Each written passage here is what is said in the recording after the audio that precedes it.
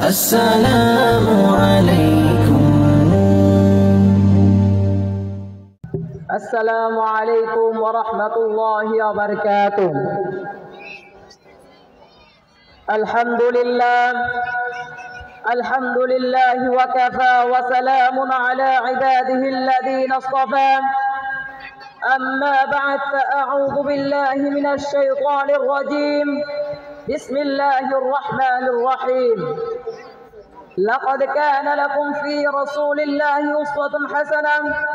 وقال رسول الله صلى الله عليه وسلم: لا يؤمن أحدكم حتى أكون أحب إليه من والده وولده والناس أجمعين।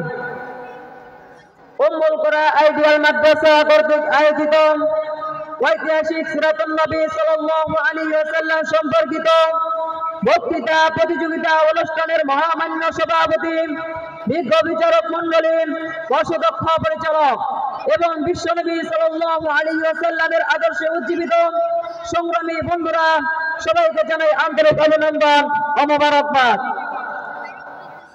মহানবী সাল্লাল্লাহু আলাইহি ওয়াসাল্লাম ছিলেন গোটা মানব জাতির জন্য আদর্শ। মহানবী সাল্লাল্লাহু আলাইহি ওয়াসাল্লাম ছিলেন গোটা মানব জাতির জন্য মডেল। তিনি ছিলেন আইডল, আইকন। তিনি অনুপম আদর্শের অধিকারী, যার পরিচালনায় গোটা পৃথিবী ধন্য হয়েছে। আল্লাহর প্রতি ছিল তার অগাধ বিশ্বাস, ভালোবাসা, অন্তরের পবিত্রতা আর মহত্ব, ধৈর্য, ক্ষমা, সততা, নম্রতা, আমানতদারি, সচিবর্ণ মনোভাব, ন্যায় পরায়ণতা, উদারতা ও কঠোর কর্তব্য নিষ্ঠা ছিল যার চরিত্রের ভূষণ। যিনি ছিলেন একাধারে এতিম, হিসেবে ছিলেন সবার স্নেহের পাত্র, স্বামী হিসেবে প্রেমময়, পিতা হিসেবে স্নেহের অধিকারী, সঙ্গী হিসেবে বিশ্বস্ত। তিনি ছিলেন সফল ব্যবসায়ী, মহৎ রাজনীতিবিদ এবং সফল রাষ্ট্রনায়ক। তিনি ছিলেন সর্বকালের সর্বযুগের সর্বশ্রেষ্ঠ মানব, বিশ্বনবী সাল্লাল্লাহু আলাইহি ওয়াসাল্লাম। তার ব্যক্তিগত জীবন, পারিবারিক জীবন, সামাজিক জীবন, অর্থনৈতিক জীবন, আন্তর্জাতিক জীবন, সকল ক্ষেত্রে তিনি ছিলেন গোটা মানব জাতির জন্য আদর্শ।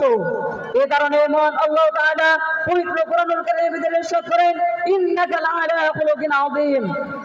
শ্রমিক অর্থাৎ নিশ্চয়ই আপনি মহান চরিত্রের অধিকারী। সংগ্রামী সাথী ও বন্ধুগণ, হযরত মুহাম্মদ সাল্লাল্লাহু আলাইহি ওয়াসাল্লামের ঐতিহাসিক সাফল্য হলো তিনি পৃথিবীর ইতিহাসে সর্বোৎকৃষ্ট একটি লিখিত শাসনতন্ত্র মানবতাকে উপহার দিয়েছিলেন, যা মদিনা সনদ নামে পরিচিত। এই কারণে মানবতামূলক শাসনতন্ত্র প্রাকৃতিকভাবে আর কেউ পৃথিবীকে উপহার দিতে পারেনি। মহান গ্রন্থ আল কোরআন ও সুন্নাহ হলো সেই আদর্শ রাষ্ট্রের মূল ভিত্তি।